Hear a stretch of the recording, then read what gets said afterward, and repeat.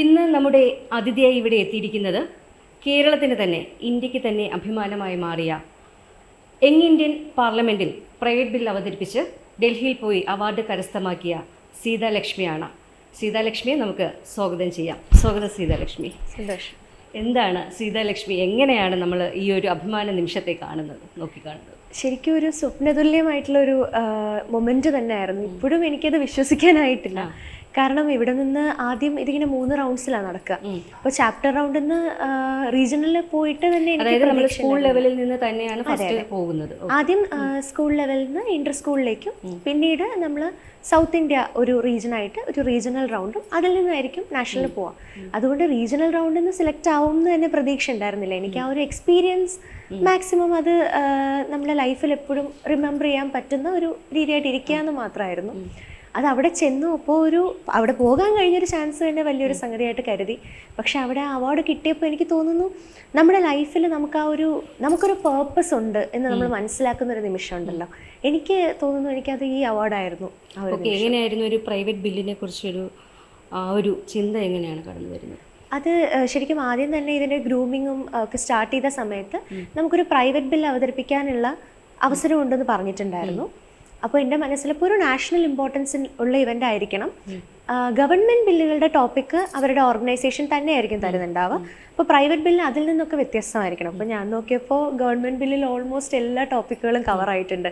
ഇപ്പം ഡിജിറ്റൽ ലിറ്ററസിയുടെ കാര്യങ്ങൾ, അതുപോലെ AI യൂസ്, അതൊക്കെ അതിനകത്ത് കവർ ആയിട്ടുണ്ട്. അപ്പോൾ അതിൽ നിന്ന് വ്യത്യസ്തമായിട്ട് എന്തെങ്കിലും വേണം, പക്ഷേ നാഷണൽ ഇമ്പോർട്ടൻസ് പ്രൈവറ്റ് ബില്ലിനെ കുറിച്ചൊന്ന്. അതെ. അപ്പോൾ അങ്ങനെ ഞാൻ ആലോചിച്ചു എന്താ എടുക്കുകയെന്ന്. അപ്പോഴാണ് എൻ്റെ മനസ്സിൽ പെട്ടെന്ന് പോയൊരു ഓർമ്മ എന്ന് പറയുന്നത് 2024 ഡൽഹിയിൽ ഞാൻ ആദ്യമായിട്ട് പോകുന്നത് അപ്പോഴാണ്. ഒരു വെക്കേഷൻ ട്രിപ്പായിട്ടാണ് പോകുന്നത്. ഞാൻ വളരെ ഹാപ്പി ആയിട്ട്, നമ്മൾ ഡൽഹിയിലേക്ക് പോകുന്നതിന് മുമ്പ് നമുക്ക് ഡൽഹിയെക്കുറിച്ചൊരു ഇമാജിനേഷൻ ഉണ്ടല്ലോ, വളരെ ഒരു ലക്ഷറീസ് ആയിട്ടുള്ളൊരു പ്ലേസ് ആയിട്ട്. പക്ഷെ അവിടെ ചെന്ന് ആ ഒരു രാഷ്ട്രപതി ഭവനൊക്കെ കഴിഞ്ഞ ഒരു അർബൻ ഏരിയയിലേക്ക് പോകുമ്പോഴാണ് നമ്മൾ ശരിക്കുള്ള റിയാലിറ്റി കാണുന്നത്.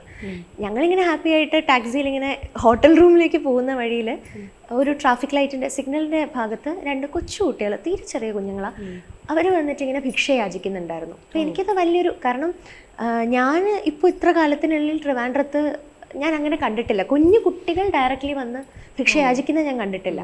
അപ്പോൾ അതെനിക്ക് വലിയൊരു ഷോക്കിംഗ് കാര്യമായിരുന്നു. കാരണം ജീവിതത്തിൻ്റെ ഒരു രീതി ഒന്ന് അങ്ങോട്ട് മാറിയിരുന്നെങ്കിൽ ഒരുപക്ഷെ അവരുടെ സ്ഥാനത്ത് ഞാനായിരുന്നിരിക്കാം. അവർക്ക് ആ ഒരു ലൈഫാണ് അവിടെ നഷ്ടമാവുന്നത്. അത് കണ്ട് എനിക്ക് നന്നായിട്ട് ഫീൽ ചെയ്തു. ഞാൻ ഇങ്ങനെ ഒരു പ്രോഗ്രാം ഉണ്ടെന്ന് പോലും അന്ന് അറിയുന്നില്ല. അപ്പോൾ ഞാൻ ജസ്റ്റ് എൻ്റെ ഫോണിലെ നോട്ട്സിൽ ഇൻവെസ്റ്റിഗേറ്റ് ഓൺ ചൈൽഡ് ട്രാഫിക്കിംഗ് എന്ന് ജസ്റ്റ് ഞാനൊന്ന് എഴുതിയിട്ടിരുന്നു. അത് കൂടുതൽ അറിയാൻ വേണ്ടിയിട്ട് മാത്രമായിരുന്നു. പിന്നീട് ഈ ഒരു പ്രൈവറ്റ് ബില്ലിൻ്റെ കാര്യം വന്നപ്പോഴാണ് ഞാൻ ഈ ടോപ്പിക് ഒന്നുകൂടി ഓർക്കുന്നത്. അങ്ങനെ പിന്നെ അത് കുറച്ചുകൂടി ഞാൻ ഇൻഡെപ്ത് മനസ്സിലാക്കാനായിട്ട് ട്രൈ ചെയ്തു. പിന്നീട് അതിൽ നിന്ന് ഞാൻ ആ ബില്ല് കൊണ്ടുവരാൻ ശ്രമിച്ചത്, ഇപ്പോൾ നമ്മുടെ ഭാരതത്തിനെ സംബന്ധിച്ചിടത്തോളം നമുക്ക് നല്ലൊരു ജുഡീഷ്യറി ഉണ്ട്, നല്ലൊരു സിസ്റ്റം ഉണ്ട്. പക്ഷേ ഈ ആവശ്യമുള്ളവരിലേക്ക് അത് എത്തിക്കാൻ കഴിയുന്നില്ല എന്നുള്ളൊരു സാഹചര്യമാണ്. കാരണം ഇപ്പോൾ റോഡുകളിൽ തെരുവുകളിൽ ജീവിക്കുന്ന നമ്മുടെ രാജ്യത്തെ പൗരന്മാർ തന്നെയാണ് അവരും. അവർക്കറിയില്ല ഞങ്ങൾക്ക് ഇത്രത്തോളം റൈറ്റ്സ് ഉണ്ട്, ഞങ്ങൾക്കിരുന്ന് സഹായം ലഭിക്കും എന്ന് അവർക്കറിയില്ല. അവർക്കറിയാത്തിടത്തോളം കാലം എത്തിക്കാൻ വേണ്ടിയിട്ടും കൂടിയാണ് ഒരു ബില്ല് കൊണ്ടുവന്നത്. തീർച്ചയായിട്ടും ഒരുപാട് വായനാശീലമുള്ള ആളാണ് സീതാലക്ഷ്മി. അപ്പം ഏറ്റവും ഇഷ്ടപ്പെട്ട എഴുത്തുകാരൻ? എന്നെ സംബന്ധിച്ച് ഞാനൊരു ചെറിയ കാലം മുതൽ വായിക്കുമായിരുന്നു, ചെറിയ പ്രായം മുതൽ. പക്ഷേ പിന്നീട് ഒരു വലിയ ബ്രേക്ക് വന്നു. ഒരു കോവിഡിൻ്റെ ടൈമിൽ വായന നന്നായിട്ട് സ്റ്റോപ്പായിരുന്നു. അതിനുശേഷം എന്നെ തിരിച്ച് ആ ഒരു വായനയിലേക്ക് കൊണ്ടുവന്നത് കൽക്കി കൃഷ്ണമൂർത്തി എന്ന് പറയുന്ന ഓഥറിൻ്റെ പുസ്തകങ്ങളായിരുന്നു. അദ്ദേഹത്തിൻ്റെ എനിക്കെപ്പോഴും ഫേവറേറ്റ് ആയിട്ടുള്ളത് ശിവകാമിയും ശബദം എന്ന് പറയുന്ന വർക്കാണ്. വളരെ ബൃഹത്തായിട്ടുള്ള ഒരു വർക്കാണ്. പക്ഷെ എനിക്ക് തോന്നുന്നു അദ്ദേഹത്തിന് കുറച്ചുകൂടി പൊതുവേ ആളുകൾ അറിയുന്നത് പൊന്നിയിൻ സെൽവൻ എന്ന് പറയുന്ന പുസ്തകത്തിലൂടെയാണ്. അതുപോലെ തന്നെ സീതാലക്ഷ്മിയെ കുറിച്ച് എടുത്തു പറയുകയാണെങ്കിൽ കലാതിലകമാണ്. 2 വർഷക്കാലമായിട്ട് കലാതിലകമാണ്. ശരിക്കും ഒരു ഡാൻസ് പെർഫോമൻസ് അങ്ങനെയല്ല, ശരിക്കും സാഹിത്യം കൊണ്ട് കലാതിലകമായിട്ടുള്ള ഒരു വ്യക്തിയാണ്. അതുപോലെ തന്നെ ഇംഗ്ലീഷ് പ്രസംഗവും മലയാള പ്രസംഗവും ഒരേപോലെ കൈകാര്യം ചെയ്യുന്ന, ശരിക്കും അങ്ങനെ നോക്കുകയാണെന്നുണ്ടെങ്കിൽ രണ്ടും കൂടി കൈകാര്യം ചെയ്യുന്ന ആൾക്കാർ വളരെയധികം കുറവാണ്. എങ്ങനെ സാധിക്കുന്നു? അത് എനിക്ക് തന്നെ സർപ്രൈസ് ആയിരുന്നു. ഈ കലാതിലകം എന്ന് പറയുന്ന ഒരു സംഗതി ഞാൻ എന്നാൽ കഴിയുന്ന മാക്സിമം ഇവൻസിന് ഞാൻ ആ സഹോദയ കലോത്സവത്തിന് പാർട്ടിസിപ്പേറ്റ് ചെയ്തിട്ടുണ്ടായിരുന്നു. പക്ഷേ എൻ്റെ മനസ്സിലും കലാതിലകം എന്ന് പറയുമ്പോൾ ഡാൻസ് ചെയ്യുന്ന, പാട്ട് പാടുന്ന ആ ഒരു ഇമേജാണ്. ഞാൻ സാഹിത്യരംഗങ്ങൾക്ക് മാത്രമായിരുന്നു. എനിക്ക് തോന്നുന്നു കവിതാരചന, കഥാരചന, പ്രസംഗം, മലയാളവും ഇംഗ്ലീഷും പ്രസംഗം. അപ്പോൾ അതെനിക്ക് തന്നെ ഒരു ഷോക്കായിരുന്നു. പക്ഷെ പിന്നെ എനിക്ക് തോന്നുന്നു നമ്മുടെ ഒരു നാരോ മൈൻഡഡ് ആയിട്ടുള്ള ആറ്റിറ്റ്യൂഡ് തന്നെയാണ്. കല എന്ന് പറയുമ്പോൾ അതിൽ സാഹിത്യം ഒരു വലിയ പങ്ക് വഹിക്കുന്നുണ്ട്. അതുപോലെ ഇംഗ്ലീഷും മലയാളവും എനിക്ക് തോന്നുന്നു അത് ചെറുപ്പം മുതൽ അച്ഛനും അമ്മയും എൻകറേജ് ചെയ്തിട്ടുള്ള ഒരു കാര്യമാണ്. അവരെന്നോട് പറഞ്ഞിട്ടുള്ള കാര്യം, മലയാളം സംസാരിക്കുമ്പോൾ ശുദ്ധമായ മലയാളം സംസാരിക്കുക, ഇംഗ്ലീഷ് സംസാരിക്കുമ്പോൾ അതിൻ്റെ ഒതൻറ്റിക്കായ രീതിയിൽ സംസാരിക്കുക. അല്ലാതെ രണ്ടിലൊരു ഭാഷയെ സുപ്പീരിയർ ആയിട്ടോ മറ്റൊന്നിനെ ഇൻഫീരിയർ ആയിട്ടോ കാണരുത് എന്നുള്ളൊരു ആ ഒരു പാഠം. വീട്ടിൽ നിന്ന് കിട്ടിയ ഒരു തിരിച്ചറിവ് തന്നെയാണ് ഈ ഒരു കാര്യത്തിലേക്ക് മുന്നോട്ട് പോയിട്ടുള്ളത്. ഫാമിലിയെ കുറിച്ച് ഒന്ന് പറയാമോ? അച്ഛൻ ലേ സെക്രട്ടറിയാണ് ഹോമിയോ മെഡിക്കൽ കോളേജിൽ. അമ്മ അസിസ്റ്റൻറ്റ് പ്രൊഫസറാണ്, ഇപ്പോൾ വിമൻസ് കോളേജിൽ വർക്ക് ചെയ്യുന്നു. ഒരു സർപ്രൈസ് നമുക്കുണ്ട്, അത് ലാസ്റ്റ് നമുക്ക് പറയാം. എന്താണ് തുടർന്നുള്ള പരിപാടികൾ, മുന്നോട്ടുള്ള കാര്യങ്ങൾ എങ്ങനെയൊക്കെയാണ് നോക്കുന്നത്? മുന്നോട്ട് എനിക്കിപ്പോൾ സാഹിത്യം പഠിക്കുക എന്നുള്ളതാണ് ഇപ്പോൾ എൻ്റെ മനസ്സിലുള്ള ആദ്യത്തെ കാര്യം. പ്ലസ് ടു ആണ്. അപ്പോൾ ഏത് സബ്ജക്റ്റ് എടുത്തിരിക്കുന്നത്? ഇപ്പോൾ ഞാൻ ഹ്യൂമാനിറ്റീസ് എടുത്തിരിക്കുന്നത്. അപ്പോൾ ഒരു ഡിഗ്രി ലെവലിലേക്ക് പോകുമ്പോൾ ഇംഗ്ലീഷ് ലിറ്ററേച്ചർ എടുക്കാനായിട്ടാണ് താല്പര്യം. ഈ എക്സ്റ്റൻഡറും അതുപോലെ തന്നെ പ്രസംഗവും തമ്മിലുള്ള ഒരു വ്യത്യാസം ഉണ്ടല്ലോ. പ്രസംഗം ശരിക്കും പറഞ്ഞു കഴിഞ്ഞാൽ എക്സ്റ്റംബർ എന്ന് പറയുന്നത് പ്രസംഗത്തിൻ്റെ ഒരു ഫോമാണ്. പ്രസംഗം നമ്മൾ പൊതുവെ കൺവെൻഷനലി കാണുന്ന പ്രസംഗം, നമുക്കിപ്പോൾ ഏത് സഭയിലാണ് നമ്മൾ സംസാരിക്കുക, ആരോടാണ് സംസാരിക്കുക, ഏതുതരം ഓഡിയൻസ് ആയിരിക്കും, അതൊക്കെ നമുക്കൊരു വ്യക്തമായിട്ടുള്ള ബോധം കാണും. നമ്മൾ എന്തിനെ കുറിച്ചാണ് സംസാരിക്കാൻ പോകുന്നതെന്ന് നമുക്കൊരു തയ്യാറെടുപ്പിനുള്ള സമയം ഉണ്ടാവും. പക്ഷേ എക്സ്റ്റംബറിന് നമുക്കൊരു 5 മിനിറ്റ്സ് മുമ്പായിരിക്കും ടോപ്പിക്ക് തരിക, 5 മിനിറ്റ് ചിന്തിക്കാനായിട്ട് തരും, പിന്നീട് 5 മിനിറ്റ് നമ്മളിത് പ്രസൻറ്റ് ചെയ്യും. നല്ലൊരു അവതാരക കൂടിയാണ്. അതിനെക്കുറിച്ച് എങ്ങനെയാണ്, ആ ഒരു ഫീൽഡിലേക്ക് എങ്ങനെയാണ് കടന്നു വരുന്നത്? ആ ഒരു ഫീൽഡ് എനിക്ക് ശരിക്കും സ്റ്റേജ് ഹാൻഡിൽ ചെയ്യുക അല്ലെങ്കിൽ ആങ്കറിങ് ചെയ്യുക എന്ന് പറയുന്നത് ഞാൻ ഒരിക്കലും എന്നെക്കൊണ്ട് സാധിക്കും എന്ന് കരുതിയ ഒരു കാര്യമായിരുന്നില്ല. പിന്നീട് എനിക്ക് തോന്നുന്നു +1 വന്നപ്പോഴാണ്, ഈ ഒരു പുതിയ സ്കൂളിൽ എനിക്ക് സരസ്വതി വിദ്യാലയയിലേക്ക് വന്നപ്പോഴാണ് ഞങ്ങൾക്ക് ആങ്കറിങ്ങിനുള്ളൊരു ചാൻസ് ഉണ്ടെന്ന് അറിയുന്നത്. ഞാൻ ജസ്റ്റ് ഒന്ന് ട്രൈ ചെയ്യാൻ വേണ്ടിയിട്ട് പോയിട്ടുണ്ടായിരുന്നതാണ്. പക്ഷെ അത് നന്നായിട്ട് മാമിനെ ഇംപ്രസ് ചെയ്തു. പിന്നീട് സ്കൂളിലെ മിക്ക ഇവൻസും ഇപ്പം സ്കൂളിൽ നിന്നുള്ള സപ്പോർട്ടും കാര്യങ്ങളും അതിന് എടുത്ത് പറയേണ്ട കാര്യമില്ല. എങ്കിൽ കൂടിയും എങ്ങനെയാണ് അവർ നമ്മളിപ്പോൾ ഇത്രയും വലിയൊരു അവാർഡൊക്കെ കരസ്ഥമാക്കി സ്കൂളിലേക്ക് തിരിച്ചു വരുമ്പോൾ നമ്മുടെ അധ്യാപകരുടെയും കൂട്ടുകാരുടെയും ഇടയിൽ നിന്നുള്ള സ്വീകരണമൊക്കെ എങ്ങനെയായിരുന്നു? അത് വളരെ വാമായിട്ടുള്ള ഒരു വെൽക്കം ആയിരുന്നു. കാരണം എനിക്ക് ക്ലാസ്സുകൾ മിസ്സാവുമ്പോഴൊക്കെ ടീച്ചേഴ്സ് എപ്പോഴും കൂടെ നിന്നിട്ടുണ്ട്. ഒരു ടോപ്പിക്ക് എക്സ്പ്ലെയിൻ ചെയ്യാനായാലും ഡൗട്ട്സ് ക്ലിയർ ചെയ്യാനായാലും ഒരിക്കലും അതിലൊരു മടിയും ചെയ്തിട്ടില്ല. അവരത്രയും ബിസി ആയിരിക്കുമ്പോൾ പോലും എന്നെ അതിൽ സഹായിക്കാൻ അവർ ട്രൈ ചെയ്തിട്ടുണ്ട് അവരുടെ മാക്സിമം. അതുപോലെ ഈ ഒരു പ്രോഗ്രാമിനായാലും എന്നോടൊപ്പം ടീച്ചേഴ്സ് സ്ട്രോങ് ആയിട്ട് നിന്നിട്ടുണ്ട്. അപ്പോൾ ഈ പ്രോഗ്രാം റിലേറ്റഡ് ആയിട്ടുള്ള സംശയങ്ങൾക്കും ഒക്കെ. അതുപോലെ ഞങ്ങളുടെ മാനേജ്മെൻറ്റ്, ഞങ്ങളുടെ വൈസ് ചെയർപേഴ്സൺ ദേവി മോഹൻ മാം ഫുൾ ഇവൻറ്റിൻ്റെ ഫുൾ ലെങ്ത്തിൽ എന്നോട് എൻ്റെ അപ്ഡേറ്റ്സ് മാമിനെ അറിയായിരുന്നു. അതുപോലെ ലാസ്റ്റ് ഇവൻറ്റ് കഴിഞ്ഞപ്പോഴും ഞാൻ മാമിനെയാണ് ആദ്യം അറിയിച്ചത്. അപ്പോൾ അതൊക്കെ അവർക്ക് വളരെ പ്രൗഡായിട്ട് അവരെടുക്കുന്ന ഒരു മൊമെൻ്റ് ആയിരുന്നു. ശരിക്കും നമ്മൾ ഈ അവാർഡ് വാങ്ങിക്കാനായിട്ട് നമ്മൾ ഡൽഹിയിൽ പോകുമ്പോൾ ഒരു മനസ്സിനൊരു വല്ലാത്തൊരു സന്തോഷം ഉണ്ടാകും. എങ്ങനെയായിരുന്നു അവിടുത്തെ അനുഭവങ്ങൾ എന്തൊക്കെയാണ്? അവിടെ ഏറ്റവും വലിയൊരു കോഇൻസിഡൻസ് എന്ന് പറയുന്നത്, ഞാൻ ഈ 2024 ഞങ്ങൾ ആ ഒരു വഴിയിൽ പോയപ്പോഴാണ്, ഒരു സിഗ്നലിൻ്റെ അവിടെയാണ് ഈ ഒരു ഇൻസിഡൻറ്റ് ഞാൻ കണ്ടതെന്ന് പറഞ്ഞല്ലോ. ഈ പ്രാവശ്യം ഞങ്ങൾ ഡൽഹിയിൽ ഈ കോമ്പറ്റീഷന് പോകുമ്പോൾ എക്സാക്ട്ലി അതേ വഴിയിലൂടെ പോകുമ്പോഴാണ് എനിക്ക് ഈ ബില്ല് അപ്രൂവ് ആയിട്ടുണ്ടെന്നുള്ള മെസ്സേജ് കിട്ടുന്നത്. അത് വളരെ വലിയൊരു മൊമെൻ്റ് ആയിരുന്നു. കാരണം ഇതൊരു 50-ൽ കൂടുതൽ ബിൽസ് ഉണ്ടായിരുന്നു. അതിൽ നിന്ന് അവർ കുറച്ച് ബില്ല് സെലക്ട് ചെയ്തിട്ടാണ് പ്രസൻറ്റ് ചെയ്യാൻ അനുവദിക്കുന്നത്. അതിൽ നിന്നുമാണ് ബെസ്റ്റ് ബില്ല് സെലക്ട് ചെയ്യുക. അപ്പോൾ ഞാനിത് പ്രസൻറ്റേഷൻ ഇത് അപ്രൂവ്ഡ് ആയെന്ന് ഞാൻ അറിയുന്നത് ആ ഒരു സെയിം റൂട്ടിലൂടെ പോകുമ്പോഴായിരുന്നു. പിന്നെ അതുമാത്രമല്ല, നമുക്ക് ആ ഒരു കോമ്പറ്റീഷൻ എന്ന് പറയുന്നത് മോർ ദാൻ ഒരു കോമ്പറ്റീഷൻ, നമുക്കൊരു വലിയ എക്സ്പോഷർ ആയിരുന്നു. കാരണം ഇന്ത്യയുടെ പല ഭാഗത്തു നിന്നുള്ള കുട്ടികൾ, അവരുടെയൊക്കെ പല ഡിഫറെൻ്റ് ആയിട്ടുള്ള കൾച്ചേഴ്സ്, പല ഭാഷകൾ, അവരുടെ നാടുകളിൽ അവർ ഫേസ് ചെയ്യുന്ന പ്രശ്നങ്ങൾ, അതിലും ഞങ്ങൾക്കിപ്പോൾ ഓരോ കോൺസ്റ്റിറ്റ്യുവൻസി ആയിരുന്നു ഓരോരുത്തർക്കും. അത് സൗത്ത് ഇന്ത്യയിലെ കുട്ടികൾക്ക് നോർത്ത് ഇന്ത്യൻ കോൺസ്റ്റിറ്റ്യുവൻസീസ് ആയിരുന്നു. അപ്പോൾ അതുകൊണ്ട് ഞങ്ങൾ ആ സ്ഥലങ്ങളെക്കുറിച്ച് കൂടുതൽ പഠിച്ചു, അവർ ഞങ്ങളുടെ സ്ഥലങ്ങളെക്കുറിച്ച് കൂടുതൽ മനസ്സിലാക്കി. ഈ ഇവൻറ്റ് ആക്ച്വലി ഓൺ സ്റ്റേജ്, ആ ഇവൻ്റ് എന്ന് പറയുന്നത് 2 ദിവസമായിരുന്നു. പക്ഷേ ആ ഇവൻറ്റ് മെയിൻ ആ സ്റ്റേജിൽ നടക്കുന്ന ഇവൻറ്റിന് മുൻപ് ഒത്തിരി മെൻറ്ററിങ് പരിപാടികളും ഗ്രൂമിങ്ങും ഒക്കെ ഉണ്ടായിരുന്നു. കുറേ മീറ്റിങ്സും പാർട്ടി ഫോർമേഷനൊക്കെ ഓഫ് ദ സ്ക്രീനാണ് നടന്നത്. നമ്മൾ അവിടെ ആ ഒരു ഇവൻറ്റിൽ നമ്മളുടെ ആ ഒരു പ്രസൻറ്റേഷൻ ചെയ്യുന്ന സമയത്ത് എന്തൊക്കെ കാര്യങ്ങളാണ് മനസ്സിലൂടെ കടന്നു പോയിട്ടുള്ളത്? അത് ശരിക്കും എന്ന് പറയുന്നത്, ഞങ്ങൾ ഈ ബില്ല് പ്രസൻറ്റ് ചെയ്ത് കഴിഞ്ഞിട്ട് ഒരു ക്വസ്റ്റ്യനെയർ സെഷൻ ഉണ്ടാവും. അപ്പോൾ എനിക്ക് ആ പ്രസൻറ്റ് ചെയ്യുന്ന സമയം മുഴുവൻ ആ ഒരു ക്വസ്റ്റ്യൻസ് എന്തായിരിക്കും, എങ്ങനെയായിരിക്കും അത് ഫേസ് ചെയ്യുക. പക്ഷേ അത് പ്രസൻറ്റ് ചെയ്ത് തുടങ്ങിക്കഴിഞ്ഞപ്പോൾ എനിക്കൊരു അക്കൗണ്ടബിലിറ്റി ആയിരുന്നു എനിക്ക് ഫീൽ ചെയ്തിരുന്നത്. കാരണം അന്ന് ഞാൻ ആ കണ്ട കുട്ടികളോട് എനിക്ക് ജസ്റ്റിസ് ചെയ്യാൻ കഴിയുന്ന ഒരു നിമിഷം അത് മാത്രമാണ്. ഇപ്പോൾ നമുക്കൊരു സ്വന്തമായിട്ട് നമ്മൾ ഏൺ ചെയ്ത് തുടങ്ങുമ്പോൾ നമുക്ക് അവരെ സഹായിക്കാനാവും. പക്ഷേ ഈ ഒരു സ്റ്റേജിൽ എനിക്ക് അവർക്ക് വേണ്ടി ചെയ്യാൻ കഴിയുക, അവർക്ക് വേണ്ടി ശബ്ദം ഉയർത്തുക എന്നുള്ളതാണ്. അത് ചെയ്യാൻ കഴിഞ്ഞതിലുള്ള ഒരു സന്തോഷമായിരുന്നു. ഒരു മാറ്റം ഉണ്ടാകുമെന്ന് തീർച്ചയായിട്ടും പ്രതീക്ഷിക്കുന്നുണ്ട്. തീർച്ചയായിട്ടും പ്രതീക്ഷിക്കുന്നുണ്ട്. അതിൻ്റെ ഒരു മാറ്റം കണ്ടു തുടങ്ങിയിട്ടുണ്ടോ? മാറ്റം കണ്ടു തുടങ്ങിയിട്ടുണ്ട്, ചെറിയ തോതിൽ കണ്ടു തുടങ്ങുന്നുണ്ട്. പക്ഷേ അതിലും പലപ്പോഴും എനിക്ക് തോന്നിയിട്ടുള്ളൊരു കാര്യം അതാണ്, നമ്മുടെ ഈ പാവപ്പെട്ട ജനങ്ങളെ നമ്മൾ സഹായിക്കുക എന്നുള്ളത് പലപ്പോഴും ഒരു ഗിമിക്കിൻ്റെ പരിധിയിലേക്ക് മാത്രം വരുന്നു. അത് ജെന്യുവിൻലി അവരെ സഹായിക്കുക, അവരെ അപ്ലിഫ്റ്റ് ചെയ്യുക എന്നുള്ളൊരു രീതിയിലേക്ക് അത് മാറുന്നില്ല. ഒരു ഭക്ഷണപ്പൊതി നൽകുന്നതിൽ നമ്മളുമായിട്ടുള്ള ഇത് നമുക്ക് നമ്മുടെ രാജ്യത്ത് നിന്ന് ഇത് തുടച്ചു നീക്കുന്നതിന് വേണ്ടിയിട്ട് എന്ത് ചെയ്യാൻ കഴിയും എന്നാണ് സീതാലക്ഷ്മി കരുതുന്നത്? ഞാൻ ബില്ലിൽ പ്രൊപ്പോസ് ചെയ്തതും അത് തന്നെയായിരുന്നു. ഇതുപോലെ അധസ്ഥിതരായിട്ടുള്ള ജനങ്ങളെ അധികമായിട്ട് തെരുവീതികളിൽ കാണുന്ന ഇടങ്ങളിൽ പെട്രോളിംഗ് നടത്തുക, സ്ഥിരമായിട്ടുള്ള ഒരു ഇടവേളയിൽ, കൃത്യമായിട്ടുള്ള ഇടവേളയിൽ. അപ്പോൾ നമുക്ക് തന്നെ കണ്ടെത്തി അവരെ റീഹാബിലിറ്റേറ്റ് ചെയ്യാൻ കഴിയും. അപ്പോൾ അതിൽ അനാഥരായിട്ടുള്ള കുട്ടികളുണ്ടെങ്കിൽ അവരെ നമ്മൾ ചൈൽഡ് വെൽഫെയർ സെൻറ്ററിലേക്ക് എത്തിക്കാൻ കഴിയും. അതുപോലെ പിന്നീട് ഒരു ഡിജിറ്റൽ പ്ലാറ്റ്ഫോം തയ്യാറാക്കിയിട്ടുണ്ടെങ്കിൽ ഇങ്ങനെ നമ്മൾ റീഹാബിലിറ്റേറ്റ് ചെയ്യുന്ന കുട്ടികളുടെ ഇൻഫർമേഷൻ എല്ലാം ചേർത്തിട്ട് അവർക്ക് പിന്നീട് എഡ്യൂക്കേഷൻ ലഭിക്കുന്നുണ്ടോ, അവർക്ക് പിന്നീട് ഒരു ജോബ് ട്രെയിനിങ് ലഭിക്കുന്നുണ്ടോ, അതൊക്കെ ഉറപ്പുവരുത്താനായിട്ട് സാധിക്കും. സീതാലക്ഷ്മിക്ക് IAS കോച്ചിങ് ചെയ്യുന്നുണ്ടോ? ചെയ്യാൻ താല്പര്യമുണ്ടോ?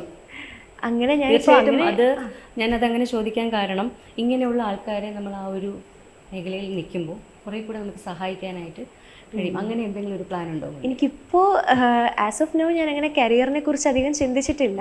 പക്ഷേ എനിക്ക് തോന്നുന്നു നമ്മൾ ശരിക്കും നമ്മുടെ ചുറ്റുപാടിലൊരു മാറ്റം ഉണ്ടാവാൻ നമ്മളൊരു തീരുമാനം എടുത്ത് കഴിയുമ്പോൾ ഒരു തൊഴിലിൻ്റെ ഒരു പരിധി അതിലേക്ക് വരുന്നില്ല എന്നാണ് എൻ്റെ ഒരു പെർസ്പെക്റ്റീവ്. കാരണം നമ്മളത് ശരിയായ ഒരു മാറ്റം കൊണ്ടുവരാൻ ആഗ്രഹിക്കുമ്പോൾ നമ്മൾ ജീവിതത്തിൻ്റെ ഏതൊരു നിലയിൽ നിന്നിട്ടുണ്ടെങ്കിലും നമ്മുടേതായ രീതിയിൽ ആ മാറ്റം കൊണ്ടുവരിക എന്നുള്ളത് മാത്രമാണ് ഞാനിപ്പോൾ ആഗ്രഹിക്കുന്നത്. എങ്ങനെയാണ് പാരൻസിൻ്റെ സപ്പോർട്ടൊക്കെ എങ്ങനെയാണ് സീതാലക്ഷ്മിയുടെ ജീവിതത്തിൽ? പാരൻസിൻ്റെ സ്വാധീനം എത്രത്തോളമാണ്? പാരൻസിൻ്റെ സപ്പോർട്ട് ഓഫ് കോഴ്സ് അത് വലിയൊരു പ്രിവിലേജാണ്. ഒട്ടേറെ കുട്ടികൾ ആഗ്രഹിക്കുന്ന ഒരു കാര്യമാണ്. കാരണം അവർ ഒരിക്കലും എന്നെ ഫോഴ്സ് ചെയ്തിട്ടില്ല ഇപ്പോൾ ഇത്തരത്തിൽ ചെയ്യണം അങ്ങനെ. അതുകൊണ്ട് തന്നെ ഒരു ചെറിയ പ്രായം മുതൽ അവരെന്നെ ഒരിക്കലും ഇവൻസിന് ഫോഴ്സ് ചെയ്ത് വിട്ടിട്ടില്ല.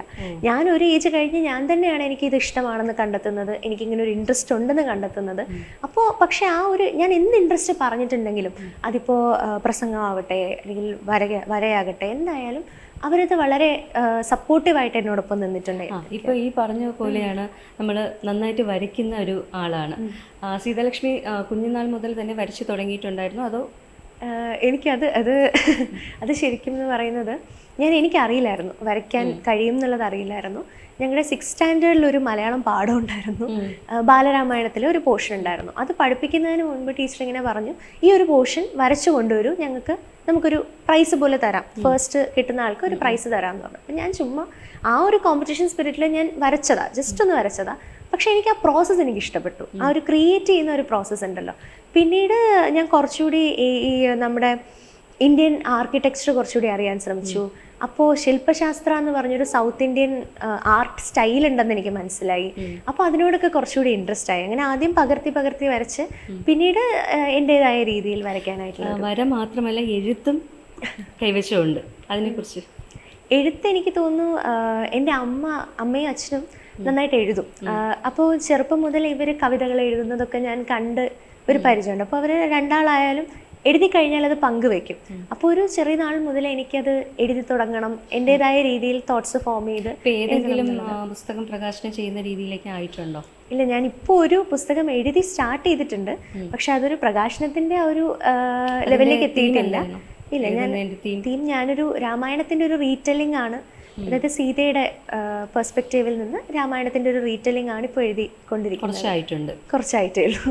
എത്ര സമയം എടുക്കുമായിരിക്കും? ഒരു ഒത്തിരി സമയം എടുത്ത് കംപ്ലീറ്റ് ചെയ്യേണ്ട ഒരു പ്രോജക്റ്റ് ആണ്. അതെ, എനിക്കത് നന്നായിട്ട് ആ രാമായണം എന്നുള്ളത് ഇപ്പോൾ തന്നെ ഒരു രാമായണം തന്നെ 300 രാമായണങ്ങളുണ്ടെന്നാണ് പറയാം. അപ്പോൾ അത്രയും അത് അറിഞ്ഞ് എത്രത്തോളം റീജിയണലി വേരിയേഷൻസ് വരുന്നുണ്ട് കഥകളിൽ. കാരണം ഇപ്പോൾ നമ്മൾ കേരളത്തിൽ കാണുന്ന എഴുത്തച്ഛൻ്റെ രാമായണം അല്ല തമിഴ്നാട്ടിൽ കാണുന്ന കമ്പരാമായണം. അപ്പം അതുകൊണ്ട് തന്നെ അത്തരത്തിലുള്ള പല വേർഷൻസ് അറിഞ്ഞ് അതിലുള്ള ആ ഒരു ലെയേഴ്സ് മനസ്സിലാക്കി ഒരു വർക്ക് ചെയ്യാൻ, റിസർച്ച് ചെയ്ത് വേണം ഓരോ ഇതും കംപ്ലീറ്റ് ചെയ്യാൻ വേണ്ടിയിട്ട്. +2 ചെയ്തുകൊണ്ടിരിക്കുകയാണല്ലോ. ഏത് സ്കൂളാണ്? സരസ്വതി വിദ്യാലയ, വട്ടിയൂർക്കാവ് സരസ്വതി വിദ്യാലയയിലാണ് ഇപ്പോൾ +2 ചെയ്യുന്നത്. സ്കൂള് ശരിക്കും വലിയൊരു സപ്പോർട്ടാണ്. കാരണം ഇവിടെ ഒത്തിരി ഓപ്പർച്യൂണിറ്റീസ് ആയിരുന്നു എനിക്ക് കിട്ടിയിട്ടുണ്ടായിരുന്നത്. ആദ്യം തന്നെ എനിക്ക് ഓർമ്മയുണ്ട്, പ്രിൻസിപ്പൽ മാമിൻ്റെ ഇൻ്റർവ്യൂവിന് പോകുമ്പോൾ, സെലക്ഷന് മുമ്പുള്ള ഇൻ്റർവ്യൂവിന് പോകുമ്പോൾ ഞങ്ങളോട് എന്തൊക്കെയാണ് എക്സ്ട്രാ കരിക്കുലേഴ്സ് എന്ന് ചോദിച്ചിട്ടുണ്ടായിരുന്നു. ആ ഒരു പേജിൽ ഞാൻ നന്നായിട്ട് ഫുൾ ഫില്ല് ചെയ്ത് ഞാൻ ഓരോ കാര്യങ്ങളും എഴുതിയിട്ടുണ്ടായിരുന്നു. അപ്പോൾ മാം ഇങ്ങനെ പറഞ്ഞു, ഇവിടെ ഇതിനെല്ലാം ഉള്ള ഓപ്പർച്യൂണിറ്റീസ് ഞങ്ങൾ തരും എന്ന് പറഞ്ഞു. അന്ന് ഞാൻ ഇത്രയും പ്രതീക്ഷിച്ചില്ല. ലാസ്റ്റ് ഈ ആനുവൽ ഡേ ആണ് ഞാൻ ലാസ്റ്റായിട്ട് സ്കൂളിൽ ആങ്കർ ചെയ്ത ഇവൻറ്റ്. വളരെ ഇമോഷണൽ ആയിട്ടുള്ള ഒരു മൊമെൻ്റ് ആയിരുന്നു അത്. പക്ഷെ എനിക്ക് ആ പടി ഇറങ്ങിയപ്പോൾ, ആ സ്റ്റേജിൻ്റെ പടി ഇറങ്ങിയപ്പോൾ എനിക്ക് തോന്നി, ഞാൻ ആ സ്റ്റേജിലേക്ക് കഴിഞ്ഞ വർഷം കയറിയപ്പോൾ എൻ്റെ ഒരു സെൽഫ് ഉണ്ടായിരുന്നു. ആ ഒരു വ്യക്തി അല്ല ഞാനിന്ന്. ഞാൻ വളരെയധികം അതിൽ നിന്ന് മാറ്റങ്ങൾ എനിക്ക് വന്നിരിക്കുന്നു.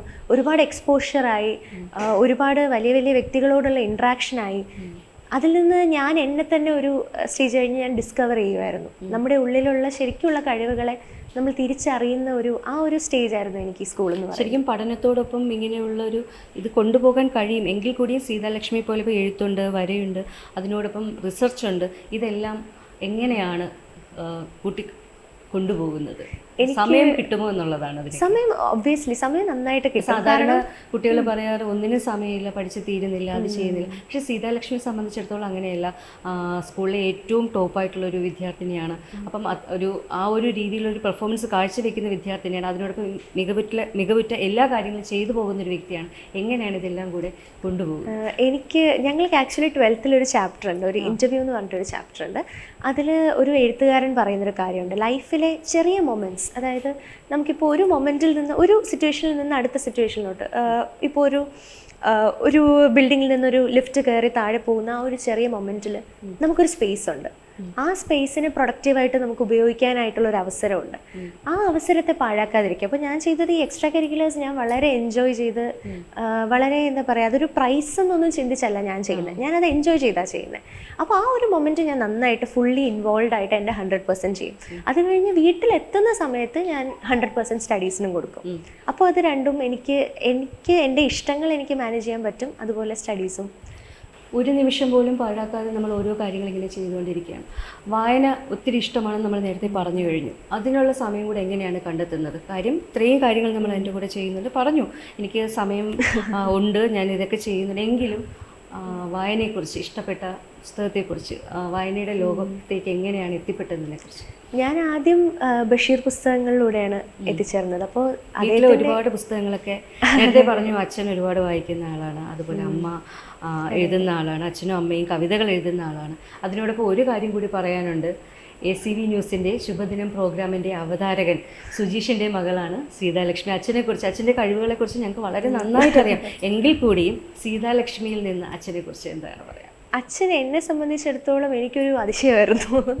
കാരണം പല കാര്യങ്ങൾ ഇതുപോലെ വ്യത്യസ്തമായ കഴിവുകളാണുള്ളത്. ഞാൻ ആദ്യമായിട്ട് വരയ്ക്കാൻ പഠിക്കുന്നത് അച്ഛൻ്റെ അടുത്ത് നിന്നാണ്. പ്രസംഗം പഠിക്കുന്നത് അച്ഛൻ പറയുന്നത് കേട്ടിട്ടാണ്. അപ്പോൾ അതുകൊണ്ട് തന്നെ അച്ഛൻ്റെ ആ സപ്പോർട്ട് എന്ന് പറയുന്നത് എപ്പോഴും ഉണ്ടായിരുന്നു. അത് ആ ഭാഷാശുദ്ധി എന്ന് പറയുന്നത് എനിക്കിപ്പോഴും വളരെ ഡിഫറെൻ്റ് ആയിട്ട് തോന്നിയിട്ടുള്ളൊരു കാര്യം. ചെറുപ്പം മുതൽ തന്നെ ഈ കുട്ടികളുടെ ബേബി ലാംഗ്വേജ് ഉണ്ടല്ലോ, അതായത് പാപ്പം അങ്ങനെയൊക്കെ, ഫുഡിന് അങ്ങനെ പറയുന്ന സംഭവം അച്ഛനതൊരിക്കലും സമ്മതിച്ചിട്ടില്ല. കുട്ടിയോട് സംസാരിക്കുമ്പോൾ ശരിക്കും എങ്ങനെ ഒരു അഡൾട്ടിനോട് സംസാരിക്കുന്നു, ആ ഒരു ഭാഷാശുദ്ധി ചെറുപ്പം മുതൽ വേണം എന്നുള്ളത് അച്ഛന് നിർബന്ധമായിരുന്നു. അതുപോലെ തന്നെ അമ്മയ്ക്കും ആ ഒരു സ്റ്റഡീസ് ഇതിൽ സാക്രിഫൈസ് ചെയ്യരുത്. അതുപോലെ പലപ്പോഴും ഈ സ്ക്രിപ്റ്റിൽ അമ്മ സഹായിച്ചിട്ടുണ്ട് ഒത്തിരി, പ്രസൻറ്റേഷനിൽ അച്ഛൻ ഒത്തിരി സഹായിച്ചിട്ടുണ്ട്. അപ്പോൾ ഒബ്വിയസ്ലി അവരുടെ സപ്പോർട്ട് തന്നെയാണ് ഏറ്റവും വലുത്, ഏറ്റവും വലിയ അനുഗ്രഹവും അത് തന്നെയാണ് എന്നുള്ളതാണ്. ഇവരുടെ രണ്ടുപേരുടെയും മകളായി ജനിച്ചതാണ് സീതാലക്ഷ്മിയുടെ ഏറ്റവും വലിയ ഭാഗ്യം എന്ന് സീതാലക്ഷ്മി പറയുന്നു. തീർച്ചയായിട്ടും അച്ഛനെ സംബന്ധിച്ചിടത്തോളം ഇപ്പോൾ ശുഭദിനം പ്രോഗ്രാം തുടങ്ങിയിട്ട് ഇത്ര വർഷമായി ഞങ്ങളിത് ചെയ്യുന്നുണ്ടെങ്കിലും അച്ഛനും ഞാനും കൂടെ ഒരുമിച്ചാണ് പ്രോഗ്രാം ചെയ്തുകൊണ്ടിരുന്നത്. പക്ഷേ മകളുടെ മുന്നിൽ അച്ഛൻ ഭയങ്കര ഇമോഷണൽ ആയതുകൊണ്ട് അച്ഛനെ ഈ പ്രോഗ്രാമിലേക്ക് സീതാലക്ഷ്മി ഇൻ്റർവ്യൂ ചെയ്യാനായിട്ട് വന്നില്ല. ശരിക്കും സീതാലക്ഷ്മി ഇൻ്റർവ്യൂ ചെയ്യേണ്ടത് ശരിക്കും അച്ഛൻ തന്നെയാണ്. അച്ഛനാണ് സീതാലക്ഷ്മിയെക്കുറിച്ച് ഏറ്റവും കൂടുതൽ കാര്യങ്ങൾ അറിയാൻ കഴിയുന്നത്. നമ്മൾ നേരത്തെ ചോദിച്ചതുപോലെ തന്നെ വായന, അതിനെക്കുറിച്ചുകൂടെ ഒന്ന്. വായന എനിക്കപ്പോൾ പലപ്പോഴും എൻ്റെ ഒരു രീതി അനുസരിച്ചിട്ട് ഡിഫറെൻ്റ് ആയിട്ടുള്ള ജോണർ ട്രൈ ചെയ്യുക എന്നുള്ളതാണ്. കൂടുതലും ഹിസ്റ്ററിക്കൽ ഫിക്ഷനാണ് ഞാൻ വായിക്കാറ്.